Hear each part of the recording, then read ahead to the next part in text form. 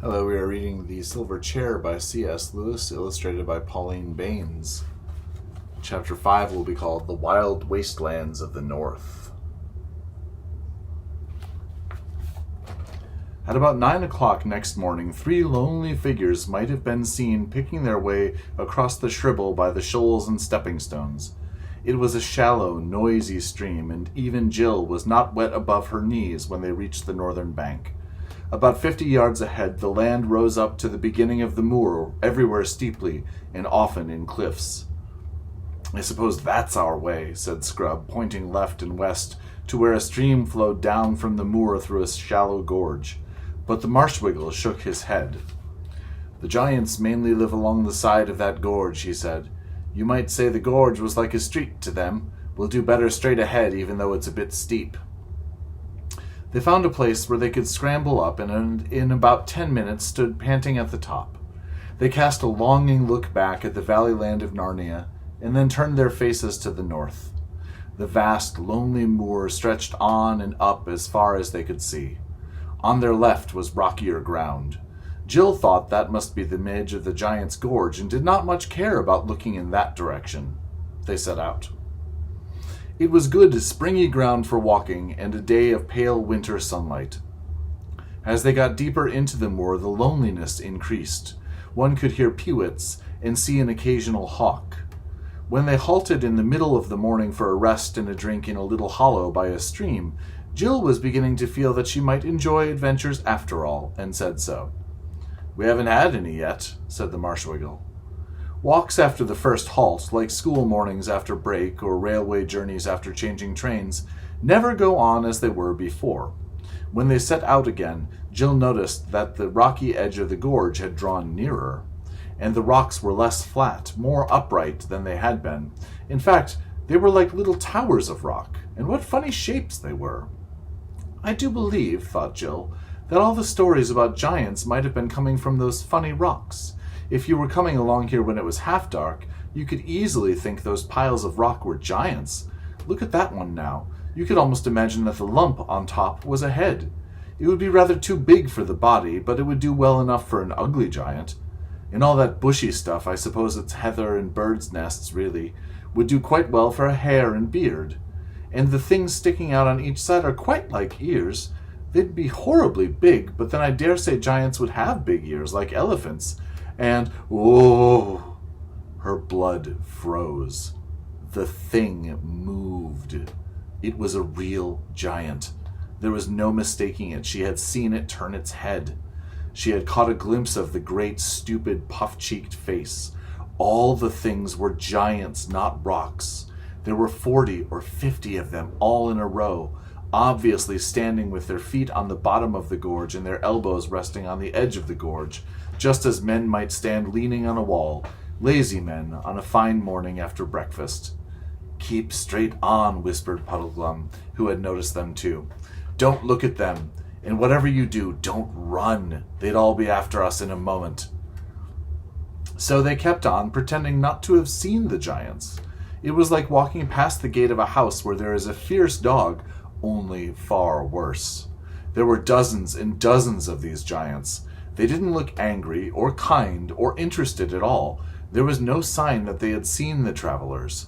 Then, whiz, whiz, whiz, some heavy object came hurtling through the air, and with a crash a big boulder fell about 20 paces ahead of them, and then, thud, another fell 20 feet behind. "Are they aiming at us?" asked Scrub. "No," said Puddleglum. "We'd be a good deal safer if they were. They're trying to hit that cairn over there to the right. They won't hit it, you know. It's safe enough. They're such very bad shots. They play cockshies most fine mornings, about the only game they're clever enough to understand." Here is an illustration of the giants throwing the rocks.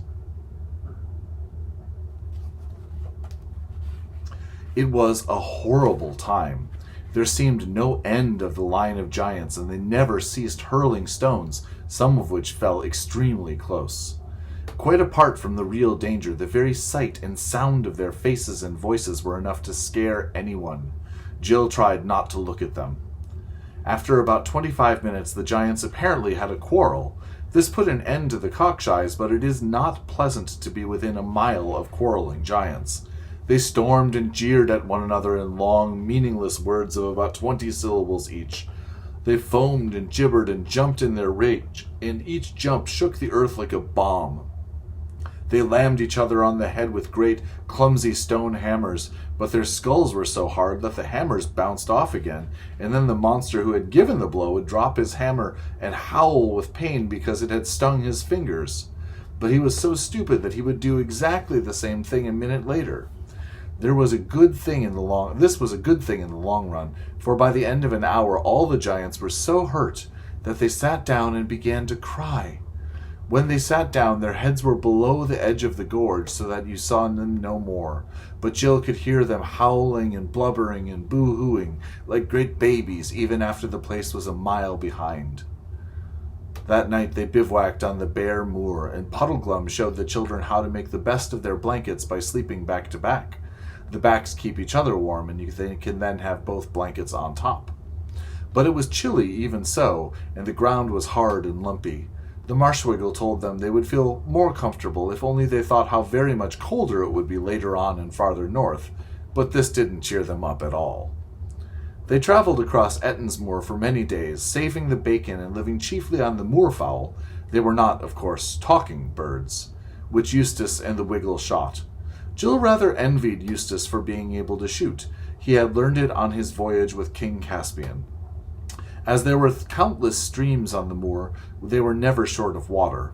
Jill thought that when, in books, people live on what they shoot, it never tells you what a long, smelly, messy job it is, plucking and cleaning dead birds, and how cold it makes your fingers. But the great thing was that they hardly met any giants. One giant saw them, but he only roared with laughter and stumped away about his own business. About the 10th day they reached a place where the country changed. They came to the northern edge of the moor and looked down a long, steep slope into a different and grimmer land. At the bottom of the slope were cliffs, and beyond these a country of high mountains, dark precipices, stony valleys, ravines so deep and narrow that one could not see far into them, and rivers that poured out of echoing gorges to plunge sullenly into black depths. Needless to say, it was Puddleglum who pointed out a sprinkling of snow on the more distant slopes. "But there'll be more on the north side of them, I shouldn't wonder," he added. It took them some time to reach the foot of the slope, and when they did, they looked down from the top of the cliffs at a river running below them from west to east. It was walled in by precipices on the far side as well as on their own, and it was green and sunless, full of rapids and waterfalls. The roar of it shook the earth even where they stood. "The bright side of it is," said Puddleglum, "that if we break our necks getting down the cliff, then we're safe from being drowned in the river." "What about that?" said Scrub suddenly, pointing upstream to their left. Then they all looked and saw the last thing they were expecting, a bridge. And what a bridge, too! It was a huge single arch that spanned the gorge from clifftop to clifftop, and the crown of that arch was as high above the clifftops as the dome of St. Paul's is above the street. And there's the bridge.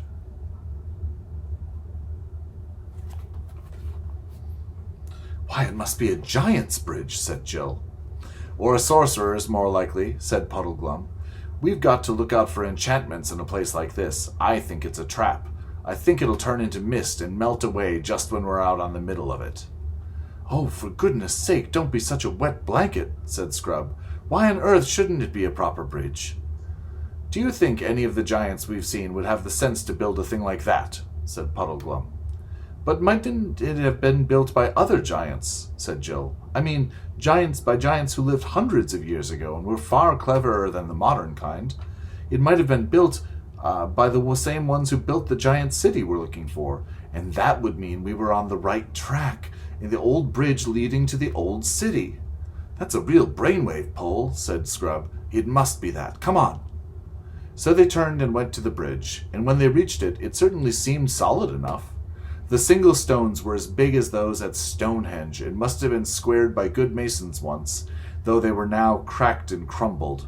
The balustrade had apparently been covered with rich carvings, of which some traces remained, mouldering faces and forms of giants, minotaurs, squids, centipedes, and dreadful gods. Puddleglum still didn't trust it, but he consented to cross it with the children. The climb up to the crown of the arch was long and heavy.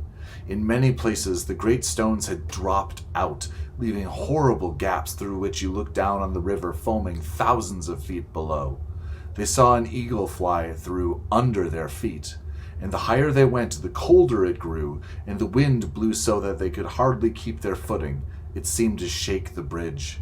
When they reached the top and could look down the farther slope of the bridge, they saw what looked like the remains of an ancient giant road stretching away before them into the heart of the mountains. Many stones of its pavement were missing, and there were wide patches of grass between those that remained. And riding toward them on that ancient road were two people of normal grown-up human size. "Keep on, move toward them," said Puddleglum. "Anyone you meet in a place like this is as likely as not to be an enemy, but we mustn't let them think we're afraid." By the time they had stepped off the end of the bridge onto the grass, the two strangers were quite close. One was a knight in complete armor with his visor down. His armor and his horse were black. There was no device on his shield and no banneret on his spear. The other was a lady on a white horse, a horse so lovely that you wanted to kiss its nose and give it a lump of sugar at once. But the lady, who rode side saddle and wore a long, fluttering dress of dazzling green, was lovelier still. And here they are.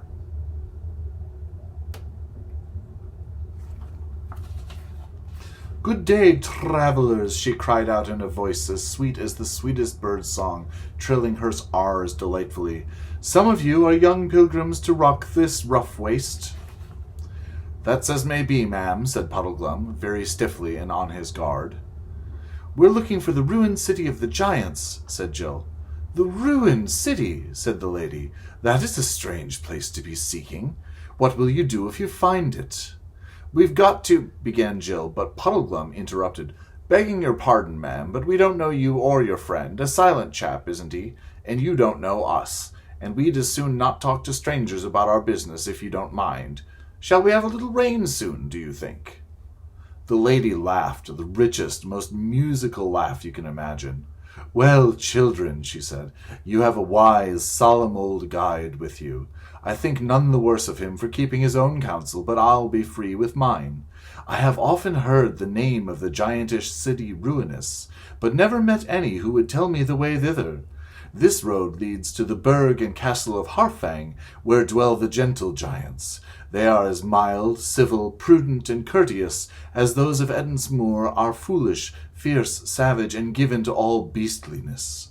And in Harfang you may or may not hear tidings of the city Ruinous, but certainly you shall find good lodgings and merry hosts. You would be wise to winter there, or, at the least, to tarry certain days for your ease and refreshment.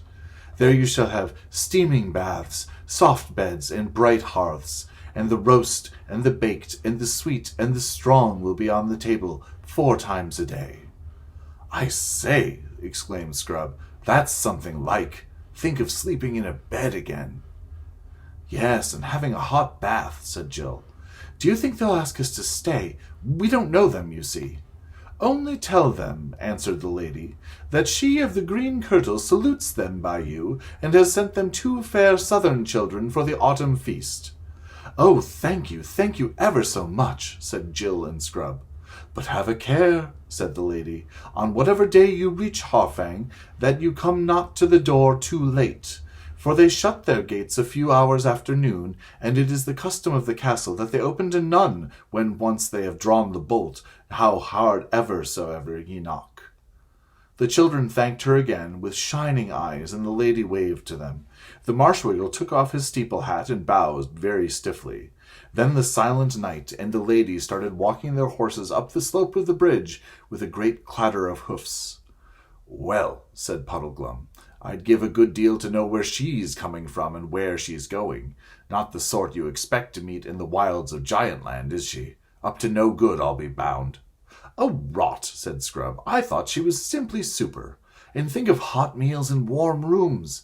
I do hope Harfang isn't a long way off." "Same here," said Jill. "And hadn't she a scrumptious dress? And the horse!" "All the same," said Puddleglum, "I wish we knew a bit more about her." "I was going to ask her all about herself," said Jill. "But how could I when you wouldn't tell her anything about us?" "Yes," said Scrub. "And why were you so stiff and unpleasant? Didn't you like them?" "Them," said the Wiggle. "Who's them? I saw only one." "Didn't you see the knight?" asked Jill. "I saw a suit of armor," said Puddleglum. "Why didn't he speak?" "I expect he was shy," said Jill. "Or perhaps he just wants to look at her and listen to her lovely voice. I'm sure I would if I was him." "I was wondering," remarked Puddleglum, "what you'd really see if you'd lifted up the visor of that helmet and looked inside." "Hang it all," said Scrub, "think of the shape of the armor. What could be inside it except a man?" "How about a skeleton?" asked the Marshwiggle with ghastly cheerfulness. "Or perhaps," he added as an afterthought, "nothing at all. I mean, nothing you could see. Someone invisible." "Really, Puddleglum," said Jill with a shudder, "you do have the most horrible ideas. How do you think of them all?" "Oh, bother his ideas," said Scrub. "He's always expecting the worst, and he's always wrong. Let's think about those gentle giants and get on to Harfang as quickly as we can. I wish I knew how far it is." And now they very nearly had the first of those quarrels which Puddleglum had foretold. Not that Jill and Scrub hadn't been sparring and snapping at each other a good deal before, but this was their first really serious disagreement. Puddleglum didn't want them to go to Harfang at all. He said that he didn't know what a giant's idea of being gentle might be, and that, anyway, Aslan Sides had said nothing about staying with giants, gentle or otherwise. The children, on the other hand, who were sick of wind and rain and skinny fowl roasted over campfires and hard, cold earth to sleep on, were absolutely dead set to visit the gentle giants. In the end, Puddleglum agreed to do so, but only on one condition. The others must give an absolute promise that, unless he gave them leave, they would not tell the gentle giants that they came from Narnia, or that they were looking for Prince Rilian. And they gave him this promise, and went on. After that talk with the lady, things got worse in two different ways. In the first place, the country was much harder. The road led through endless, narrow valleys down which a cruel north wind was always blowing in their faces. There was nothing that could be used for firewood, and there were no nice little hollows to camp in, as there had been on the moor. And the ground was all stony, and it made your feet sore by day and every bit of you sore by night. In the second place, whatever the lady had intended by telling them about Harfang, the actual effect on the children was a bad one. They could think about nothing but beds and baths and hot meals and how lovely it would be to get indoors. They never talked about Aslan or even about the lost prince now, and Jill gave up her habit of repeating the signs over to herself every night and morning. She said to herself at first that she was too tired, but she soon forgot all about it. And though you might have expected that the idea of having a good time at Harfang would have made them more cheerful, it really made them more sorry for themselves and more grumpy and snappy with each other and with Puddleglum. At last they came one afternoon to a place where the gorge in which they were traveling widened out and dark fir woods rose on either side. They looked ahead and saw that they had come through the mountains. Before them lay a desolate, rocky plain. Beyond it, further mountains capped with snow. But between them and those further mountains rose a low hill with an irregular, flattish top. "Look, look!" cried Jill, and pointed across the plain. And there, through the gathering dusk, from beyond the flat hill, everyone saw lights. Lights! Not moonlight, nor fires, but a homely, cheering row of lighted windows. If you have never been in the wild wilderness day and night for weeks, you will hardly understand how they felt. "Harfang!" cried Jill and Scrub in glad, excited voices, and "Harfang," repeated Puddleglum in a dull, gloomy voice. But he added, "Hullo, wild geese," and had the bow off his shoulder in a second. He brought down a good fat goose. It was far too late to think of reaching Harfang that day, but they had a hot meal and a fire, and started the night warmer than they had been for over a week. After the fire had gone out, the night grew bitterly cold, and when they woke next morning, their blankets were stiff with frost. "Never mind," said Jill, stamping her feet. "Hot baths tonight." Chapter 7 will be called The Hill of the Strange Trenches.